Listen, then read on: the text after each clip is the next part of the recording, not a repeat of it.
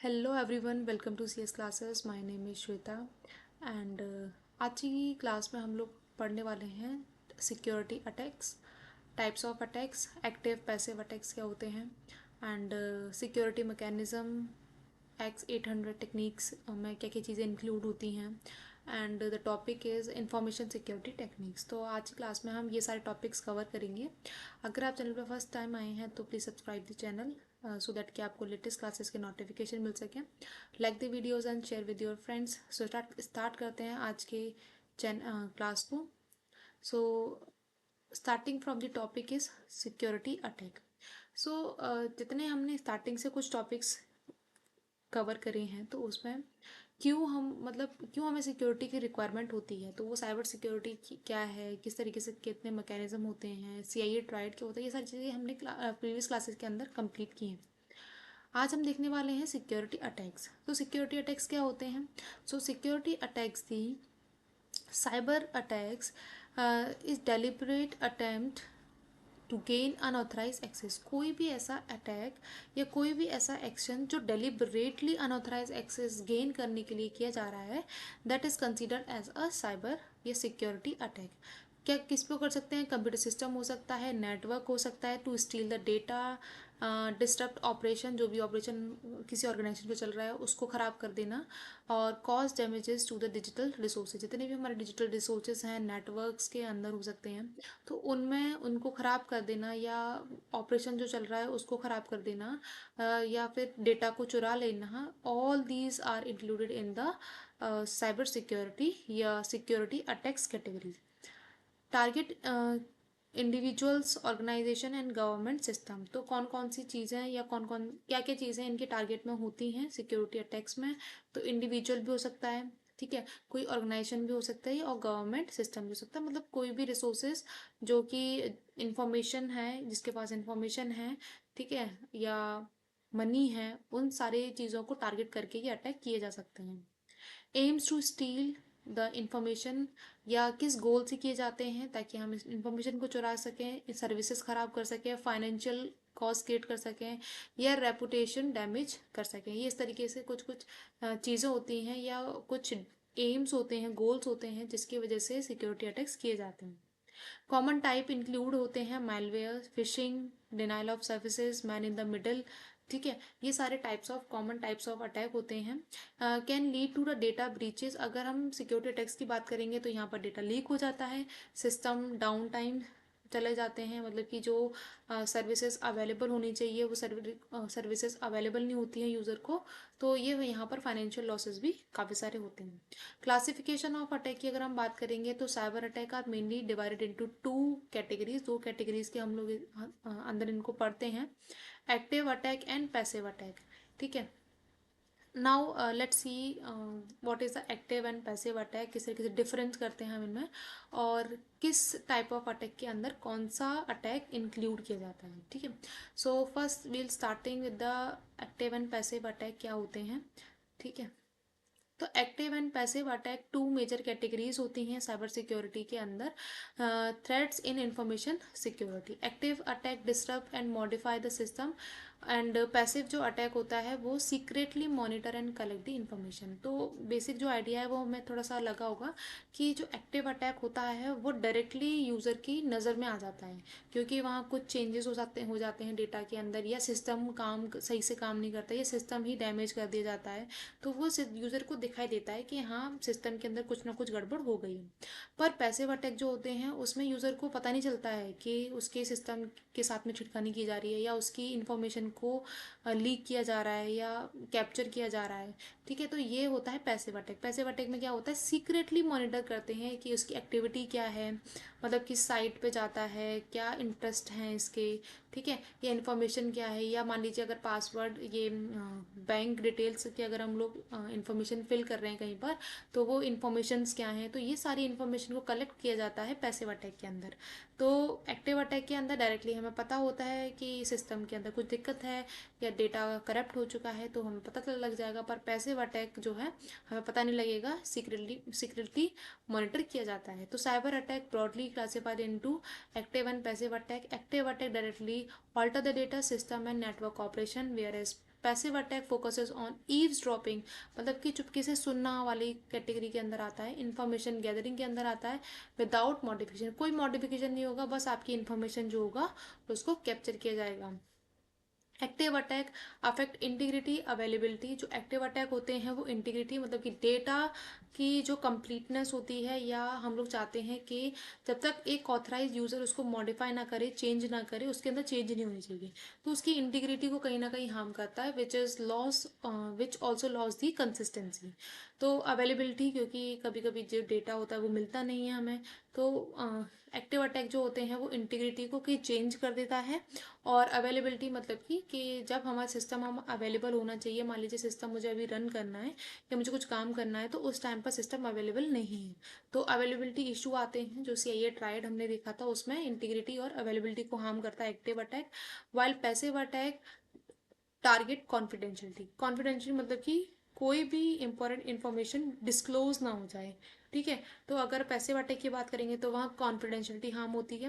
Active attack की बात करेंगे तो वहाँ पर इंटीग्रिटी एंड अवेलेबिलिटी हार्म होती है। Understanding both helping in designing effective security measure, अगर हमें ये समझ में आ जाएगा कि एक्टिव अटैक किस तरीके से काम करता है या पैसिव अटैक के अंदर क्या क्या चीज़ें इंक्लूड होती हैं, कौन किस चीज़ को हार्म करता है, या किसको अगर हम सिक्योर कर लें तो हम एक एक बहुत ही स्ट्रॉन्ग या बोल सकते हैं कि अच्छा सिक्योरिटी मैकेनिज्म या मेजर तैयार कर सकते हैं, ठीक है। तो we need to first understand कि क्या क्या चीज़ें कौन से वाले टाइप के अटैक के अंदर इंक्लूड की जाती हैं।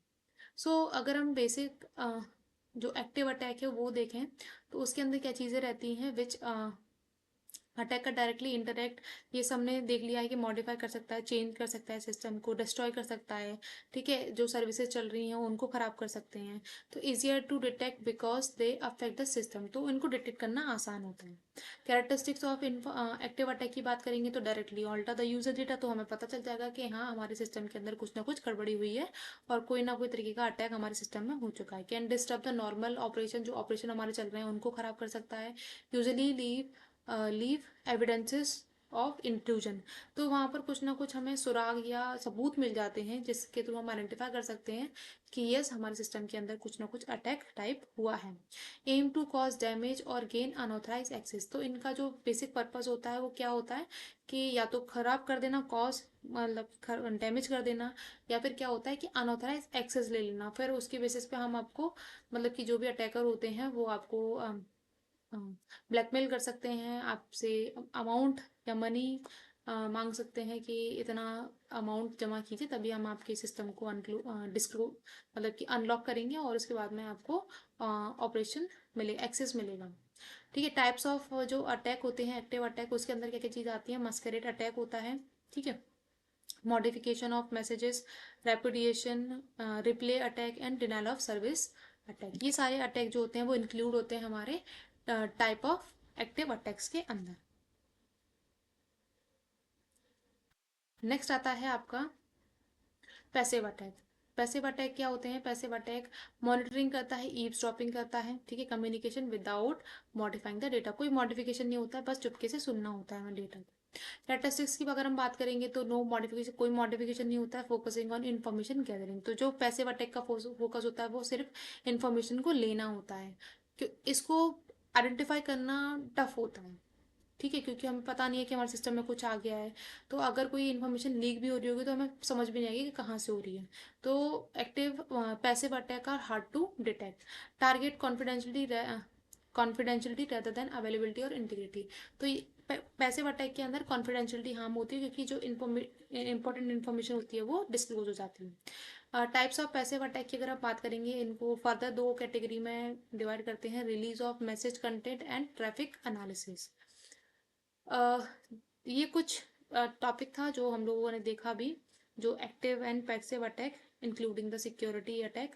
Next topic is security mechanism, ठीक है, and security services, that is X800। तो क्या होता है इसके अंदर? Services that provided by the protocol layer of communicating open system that ensure adequate security and system of data transfer.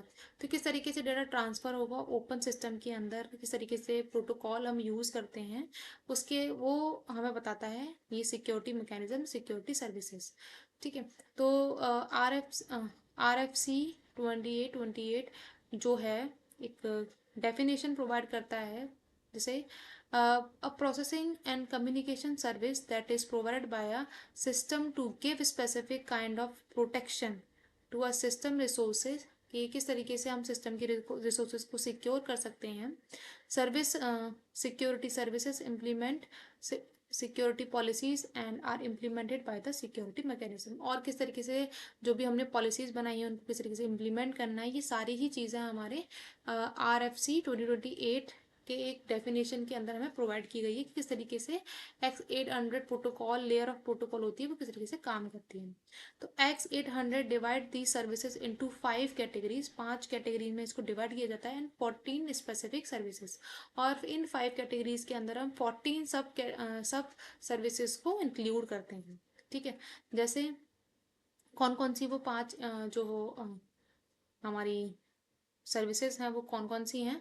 Authentication, access control, data confidentiality, data integrity, non repudiation. ये 5 तरीके के हमारे कुछ सर्विसेज हैं, मेनली जो divide की गई हैं वो 5 तरीके की हैं। Authentication, access control, data confidentiality, data integrity and non repudiation. ठीक है, अगर हम लोग ये सारी चीज़ों को इंश्योर कर लेते हैं, इसका मतलब ये है कि हमारा जो सिस्टम है वो एक सिक्योर लेयर ऑफ प्रोटोकॉल्स के अंदर काम कर रहा है और सिक्योर है हमारा system. So first we will start with the access control. Access control क्या होता है? तो access control communicating entity is one of that it claim to be. मतलब एक्सेस कंट्रोल हम उसको देंगे कि जो एंटिटी बनने की कोशिश करे, क्या वो एक्चुअल में वही है, रियल में वही आदमी है या नहीं है। ठीक है, तो 2 स्पेसिफिक ऑथेंटिकेशन इसके अंदर किए जाते हैं, like peer entity authentication and data origin authentication. इसके अंदर पीयर एंटिटी के अंदर क्या होता है कि logical connection to provide confidence in the identity of the entities connected. जो भी एंटिटीज कनेक्टेड हैं उनकी एक लॉजिकल आइडेंटिटी प्रोवाइड की जाती है, जिसके थ्रू हम लोग आइडेंटिफाई कर सकते हैं। डेटा ओरिजिन ऑथेंटिकेशन के अंदर क्या होता है? Connection less transfer, it ensure that the source of the receive data is as claimed. जो हम लोग जहाँ पर भी हम लोग डेटा भेज रहे हैं वो सोर्स जो है वो हमारा वही सोर्स है जो ये है एक्चुअल में है। ठीक है, तो ये 2 तरीके की होती है एक्सेस कंट्रोल के अंदर, peer entity authentication and data origin authentication. Second आता है कि ऑथेंटिकेशन क्या होता है। ठीक है, आपने 2 वर्ड सुने होंगे, एक ऑथेंटिकेशन होता है, एक ऑथराइजेशन होता है। Authorisation is all about the access, कि कौन सी यूजर को कौन कौन से एक्सेस प्रोवाइडेड हैं, कौन कौन सी चीज़ें वो एक्सेस कर सकता है, राइट कर सकता है, रीड कर सकता है, एग्जीक्यूट कर सकता है, ये सारे एक्सेस के अंदर आ जाते हैं ऑथराइजेशन के अंदर। ऑथेंटिकेशन आ जाता है आपका कि जैसे हम लोग रजिस्टर करते हैं, उसके बाद में लॉगिन करते हैं, लॉगिन के अंदर यूज़र आईडी एंड पासवर्ड हम लोग फिल करते हैं, तो वो आइडेंटिफाई करता है कि हाँ ये यूज़र जो है वो एक वैलिड यूज़र है।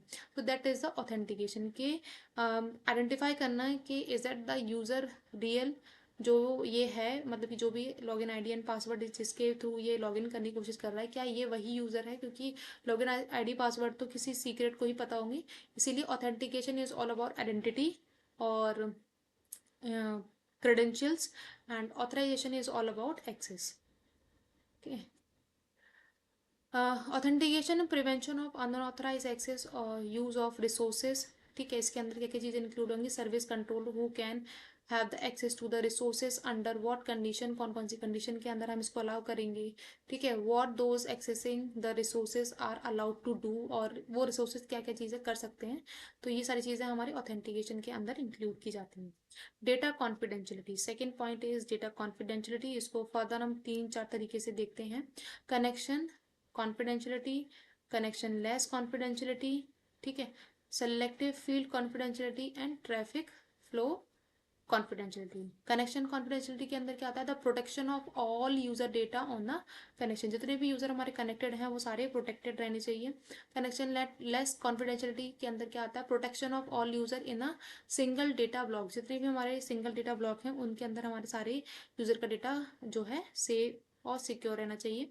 सेलेक्टिव फील्ड कॉन्फिडेंशियलिटी के अंदर क्या आता है, selective field with in the user data on a connection और इन अ सिंगल डेटा ब्लॉक। मतलब कि अगर हमारा कनेक्शन कनेक्शन वाली कॉन्फिडेंशियलिटी के अंदर आ रहा है या कनेक्शन लेस के अंदर आ रहा है, तो वो सेलेक्टिव फील्ड के अंदर हम लोग दोनों को इंक्लूड करते हैं, within the user data on a connection और single data block. Traffic confidentiality के अंदर क्या आता है, protection of the information that might be derived from observation, कि ट्रैफिक का फ्लो क्या है, किस तरीके से ये मूव कर रहा है, यहाँ पर कोई अनऑथराइज एक्सेस गेन करने का ट्राई तो नहीं कर रहा है, तो वो ट्रैफिक फ्लो कॉन्फिडेंशियलिटी के अंदर हमारा आइडेंटिफाई करते होंगे। नेक्स्ट आता है आपका डेटा इंटीग्रिटी। इंटीग्रिटी क्या है कि जो इन्फॉर्मेशन है वो अनऑथराइज मॉडिफिकेशन उसके अंदर नहीं होनी चाहिए, एज इट इज इन्फॉर्मेशन होनी चाहिए, पूरी होनी चाहिए, कंप्लीट होनी चाहिए। एंड जितनी भी इन्फॉर्मेशन जो रियल है, ओरिजिन के थ्रू, ओरिजिन ने जो ट्रांसफर की थी वही हमारे सोर्स के पास पहुंचनी चाहिए, रिसीवर के पास पहुंचनी चाहिए। तो that is the data integrity. क्या करती है, data received is exactly as send by the authorise party. जो भी ऑथराइज पार्टी ने डेटा सेंड किया था, क्या वो डेटा वही की वही है या फिर कोई बीच में मॉडिफिकेशन इसके अंदर किया गया है, या मतलब चेंज हो गया है, ये कुछ कर एरर आ गया इसके अंदर। तो क्या क्या चीज़ें इसके अंदर इंक्लूड की जाती हैं, कनेक्शन इंटीग्रिटी विद रिकवरी। ठीक है, कनेक्शन इंटीग्रिटी विदाउट रिकवरी, एक रिकवरी के साथ में होता है, एक विदाउट रिकवरी के साथ में होता है। एक होता है selective field connection integrity, connection less integrity and selective field connection less integrity. ठीक है, इनके अंदर क्या क्या चीज़ें हैं, कनेक्शन इंटीग्रिटी विद रिकवरी के अंदर all user data on a connection and detect any modification. ठीक है, और इसके अंदर रिकवरी भी की जाएगी।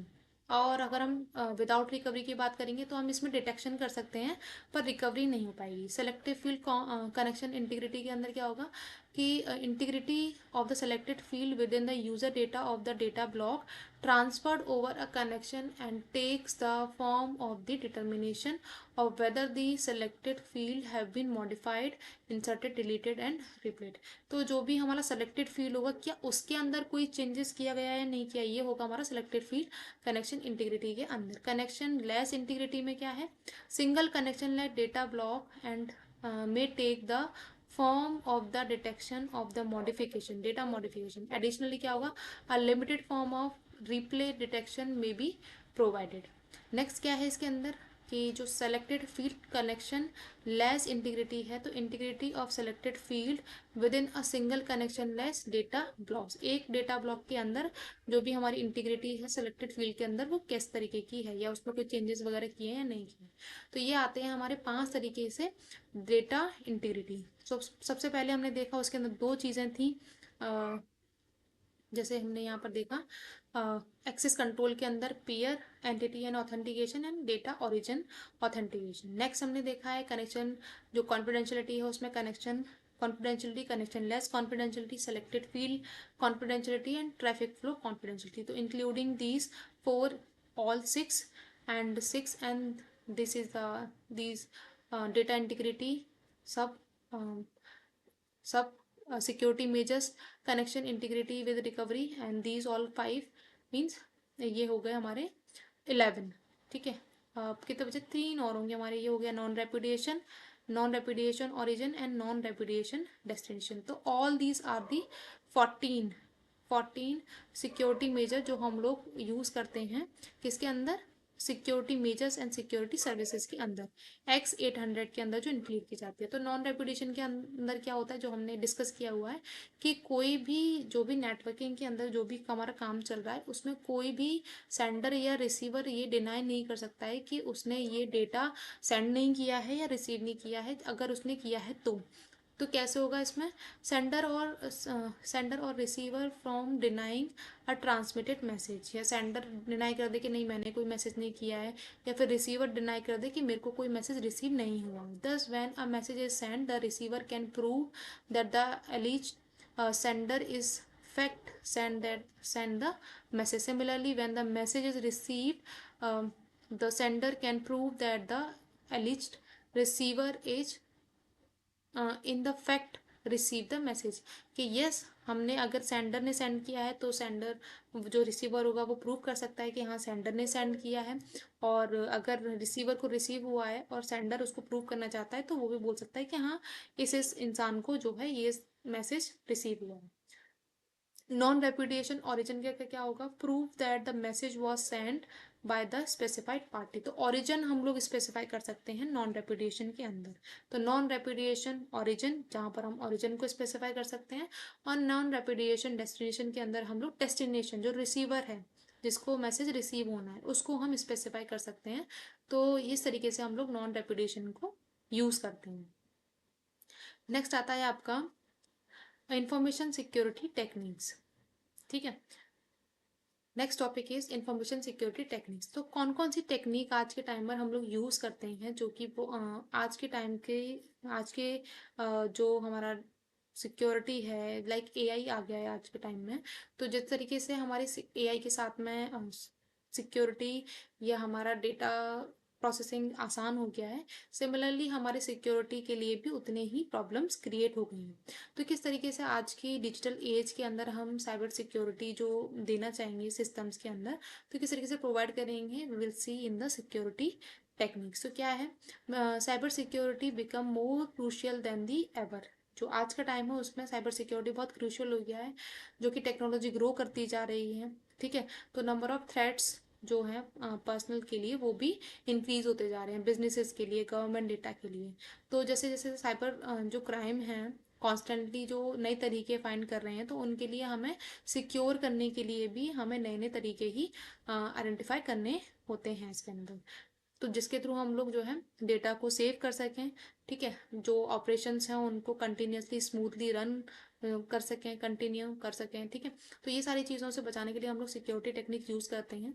Cyber security encompasses a wide array of strategies, tools and practices that work together to protect network, devices, programs and data from the unauthorized access। ठीक है, तो कई सारे बहुत सारे टेक्निक्स हम लोग यूज़ करते हैं, बहुत सारे टूल्स हम लोग यूज़ करते हैं, जिसके थ्रू हम नेटवर्क्स, डिवाइसेस, प्रोग्राम और डेटा को सेव कर सकते हैं अनऑथराइज एक्सेस से, अटैक से और डैमेजेस से।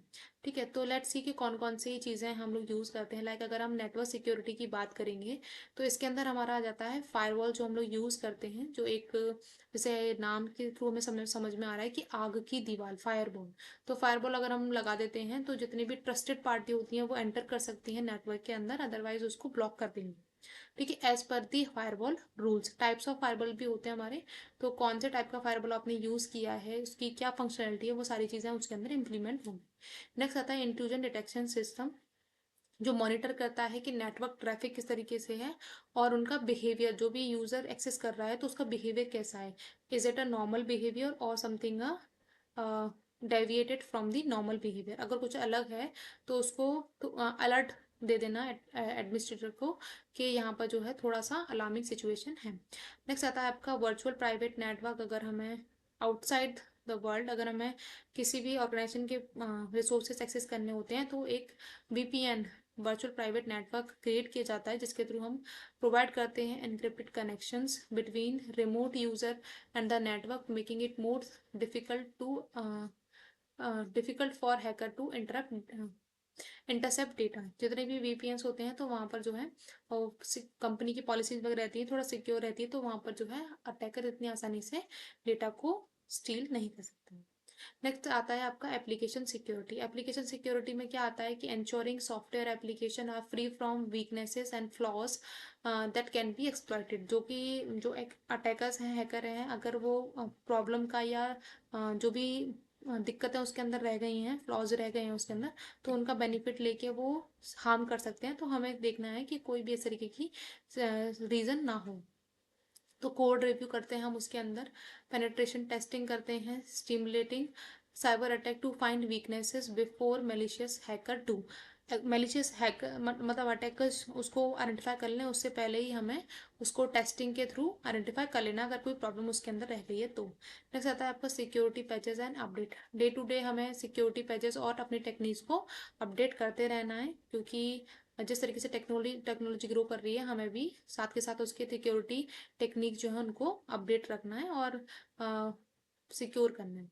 नेक्स्ट आता है आपका डेटा सिक्योरिटी, नेटवर्क सिक्योरिटी हो गया, इन्फॉर्मेशन सिक्योरिटी हो गया, देन आता है एप्लीकेशन सिक्योरिटी हो गया, अब आता है हमारा डेटा की सिक्योरिटी। डेटा सिक्योरिटी में क्या आ जाता है, एनक्रिप्शन, कि किस तरीके से डेटा को अगर हमें ओपन नेटवर्क के अंदर ट्रांसफर करना है तो कोई और हमारे डेटा को नहीं देख पाए, तो उसके लिए हम लोग कुछ टेक्निक यूज करते हैं जिसके थ्रू हम उसको एनकोडिंग करेंगे। एनकोडिंग करने के बाद में साइफर टेक्स्ट बनेगा, साइफर टेक्स्ट को हम लोग ट्रांसफर कर देते हैं। तो उसके लिए हम लोग यूज करते हैं एनक्रिप्शन। एक्सेस कंट्रोल, कौन सा वाले यूजर को कौन सा वाला एक्सेस देना है, किस फाइल को सिर्फ कुछ ही लोगों तक रखना है या किसको पब्लिक एक्सेस देना है, तो इस तरीके से एक्सेस कंट्रोल हमारा फील्ड में आता है। नेक्स्ट आता है आपका बैकअप सोल्यूशन। किसी भी प्रॉब्लम से बचने के लिए, हो सकता है कुछ भी दिक्कत कभी भी आ सकती है, तो हमारे पास बैकअप अगर है तो हम लोग, ऐसा नहीं है कि हमारा जो सिस्टम है वो पूरा ही बंद हो जाएगा, तो हमारे पास बैकअप होगा तो जो हमारे काम है वो कंटिन्यू रन होते रहें। नेक्स्ट आता है and point security. And point security मतलब यूजर एंड पे आ जाएगा अभी, ठीक है, तो वहां पर हम लोग यूज करते हैं एंटीवायरसेस। जैसे आप लोग जो हैं जो सिस्टम के अंदर अपने अपने सिस्टम के अंदर एंटीवायरस यूज करते हैं, जिसके थ्रू हम स्कैन करते हैं, रिमूव करते हैं मैलिशियस सॉफ्टवेयर्स को जो कि हमारे सिस्टम को हार्म कर सकते हैं। नेक्स्ट आता है आपका mobile device management, MDM। And आता है आपका पैच मैनेजमेंट। पैच मैनेजमेंट के अंदर क्या होता है, ensure that all devices are up to date with the latest security patches. जो अभी के टाइम पर जो लेटेस्ट सिक्योरिटी पैचेस आए हैं या जो लेटेस्ट सिक्योरिटी अटैक्स जो चल रहे हैं उनको ध्यान में रखते हुए जो सिक्योरिटी पैकेजेस बनाए हैं उनको हम लोग यूज करते हैं, ठीक है। नेक्स्ट आता है आपका identity and access management, IAM, very important, ठीक है। IAM क्या होता है, IAM refers to the policy and technologies use to manage user identities and control access to resources within an organisation, ठीक है। किस तरीके से यूजर की आइडेंटिटी और एक्सेस कंट्रोल को हम लोग मैनेज करते हैं, that is all about identity and access management, IAM, ठीक है। इसके अंदर क्या आता है, मल्टी फैक्टर ऑथेंटिकेशन आ जाते हैं, ठीक है। मल्टी फैक्टर लाइक 2 और मोर तरीके से हम लोग उसको आइडेंटिफाई करते हैं कि क्या हाँ ये वही यूज़र है जो कि ये बनने की कोशिश कर रहा है। सिंगल साइन ऑन क्या करता है इसके अंदर, allow user to access multiple application within one set of credential. एक सेट के अंदर मल्टीपल एप्लीकेशन को हम लोग एक्सेस कर सकते हैं, reducing the need for multiple password and improving convenience. इसमें क्या होगा, एक साइन इन के थ्रू हम लोग मल्टीपल एप्लीकेशंस के अंदर एक्सेस कर सकते हैं। रोल बेस्ड एक्सेस कंट्रोल की किस इंसान का क्या रोल है उसके बेसिस पे हम उसको एक्सेस प्रोवाइड करेंगे। लाइक एडमिनिस्ट्रेटर है, एडमिनिस्ट्रेटर को ऑब्वियस है जो बाकी यूजर होंगे उनसे ज़्यादा एक्सेस होंगे, इस तरीके से हर एक उसके या हर एक रोल के अपने अपने एक्सेस होंगे। नेक्स्ट आता है आपका क्लाउड सिक्योरिटी। क्लाउड सिक्योरिटी के अंदर क्या आता है, क्लाउड एनक्रिप्शन, कि क्लाउड में जो डेटा हमारा मूव कर रहा है वो भी एनक्रिप्टेड फॉर्म के अंदर होगा, सिंपल या प्लेन टेक्स्ट में नहीं होगा, जो कि प्रिवेंट करता है अनऑथराइज एक्सेस से। डेटा लॉस प्रिवेंशन, इसके अंदर क्या होगा, prevent sensitive information from being accidentally and maliciously shared and leak from the cloud environment. जो भी क्लाउड एनवायरनमेंट है उसे लीक तो नहीं हो जाएगा, तो डेटा लॉस प्रिवेंशन करना है। क्लाउड एक्सेस सिक्योरिटी ब्रोकर्स, इसके अंदर क्या होता है, help organisation monitor and enforces security policies for their cloud services. तो ये कुछ जो सिक्योरिटी मेजर्स हैं जो हम लोग क्लाउड सर्विसेज के लिए यूज करते हैं। Next is security information and event management, this is very important term, आपने सुना होगा, ठीक है। SIEM, ये क्या होता है, system provide real time analysis of security alert generated by the network hardware and application. जो रियल टाइम में जो भी सिक्योरिटी अलर्ट जो चल रहे होते हैं उनको प्रोवाइड करता है, ठीक है। Security information and event management, ये टेक्निक होती है for monitoring and responding to potential threat. जो भी पोटेंशियल थ्रेट है उनको, उनके लिए किस तरीके से रेस्पॉन्ड करना है, उनको मॉनिटर कैसे करना है हमारे नेटवर्क को, उसके लिए काम करती है ये। लॉग मैनेजमेंट इसके अंदर होता है, लॉग मैनेजमेंट में कलेक्टिंग स्टोरिंग एंड एनालाइजिंग होती है। रियल टाइम एनालिसिस होती है जिसके अंदर आइडेंटिफाई करते हैं, रेस्पॉन्ड करते हैं जो भी थ्रेट्स होते हैं उनको। एंड नेक्स्ट होता है हमारा इंसिडेंट रेस्पॉन्स। इंसिडेंट रेस्पॉन्स के अंदर क्या जाता है, coordinating efforts to mitigate damage and prevent further breaches once a security incident is detect. जैसे ही हम लोग डिटेक्ट कर लेते हैं तो उसको किस तरीके से हैंडल करना या उसके लिए क्या रेस्पॉन्स देना है उसको हम लोग यूज करते हैं इंसिडेंट रेस्पॉन्स के अंदर, ठीक है। नेक्स्ट आता है आपका disaster recovery and business continuity. जितने भी हमने अभी तक देखे हैं वो सारे ही हमारे लिए रिक्वायर्ड हैं टू मेक कंटिन्यू, तो to make business continue run, अगर कंटिन्यू आपको चलाना है तो हमें ये सारी चीज़ों की रिक्वायरमेंट होती ही है। तो उसके लिए हमें बैकअप एंड रीस्टोर प्लान होने चाहिए हमारे पास, इंसिडेंट रेस्पॉन्स प्लान होने चाहिए, रिडंडेंसी होनी चाहिए। रिडंडेंसी मतलब कि एक जो हमारा डेटा है उसका बैकअप कहीं ना कहीं हमें रखना चाहिए। तो ये सारी कुछ चीज़ें हैं जो हमारी इंफॉर्मेशन सिक्योरिटी टेक्निक्स के अंदर इंक्लूड करते हैं हम लोग, ठीक है। आज की क्लास में इतना ही रखते हैं, मिलते हैं नेक्स्ट क्लास में। Till then keep learning, bye bye.